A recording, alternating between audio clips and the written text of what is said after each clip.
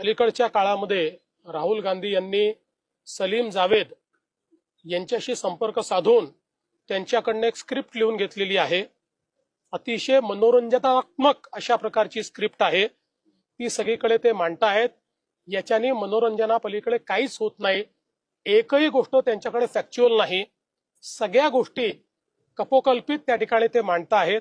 आणि सगळ्यात महत्त्वाचं ते एकीकडे म्हणतात की वोटर लिस्ट मध्ये प्रॉब्लेम आहे। आम्हाला मान्य आहे, आम्ही तर इतके वर्ष झाले सांगतोय। आमची मागणी होती की कॉम्प्रिहेन्सिव्ह रिव्हिजन करा।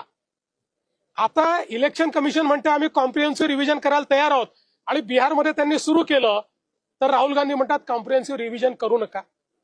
मग त्यांना नेमकं हवं काय आहे? त्यामुळे त्यांना कॉम्प्रिहेन्सिव्ह रिव्हिजनही माहिती नाहीये आणि वोटर लिस्ट मधले प्रॉब्लेमही माहिती नाहीये।